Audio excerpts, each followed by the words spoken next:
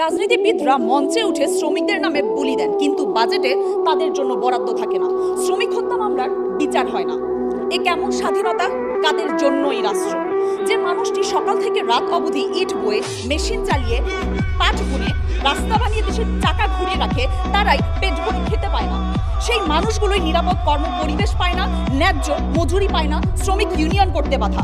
এখনো এই দেশে পোশাক শ্রমিকদের, চা শ্রমিকদের ন্যায্য বেতন দেওয়া হয় না ঠিক মতো। মাননীয় স্পিকার, নিরাপদ কর্মসংস্থান দেওয়া হয় না। এর দায়ভার আপনি কাকে দেবেন?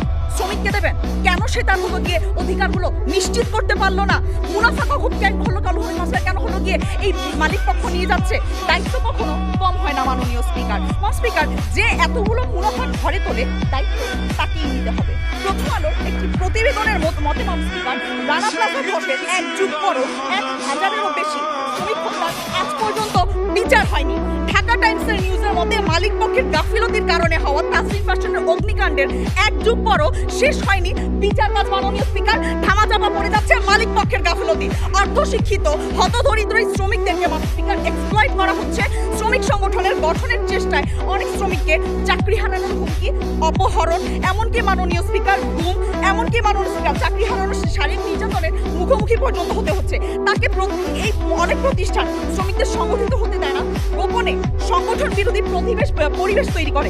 এর জন্য কি আপনি শ্রমিককে বেশি দায়িত্ব দেবেন? শ্রমিক সংগঠনের কার্যকলাপ যেখানে এক্সিস্ট করতে স্পিকার স্ট্রাগল করতেছে, সেখানে কিভাবে আপনি শ্রমিক সংগঠনের দায়িত্ব বেশি থাকে? একটা শ্রমিক সংগঠন মিটিং করলে চাকরি হারানোর ভয় থাকে মাননীয় স্পিকার, জেল খাটার ভয় থাকে মাননীয় স্পিকার। সেখানে কোন যুক্তিতে আপনি শ্রমিকদেরকে বেশি দায়িত্ব দেবেন? যেখানে মাননীয় স্পিকার, আপনার দেশে যত শ্রমিক আছে তার 86% অনানুষ্ঠানিক। আপনি তাদেরকে শ্রমিক হিসেবে আপনি অ্যাকনলেজই করতেছেন না, তাদেরকে আপনি শ্রমিক সংগঠনে অ্যাড করতে পারতেছেন না। কিভাবে আপনি শ্রমিক সংগঠনের মাধ্যমে তাদেরকে হলো গিয়ে বেশি দায়িত্ব দিচ্ছেন?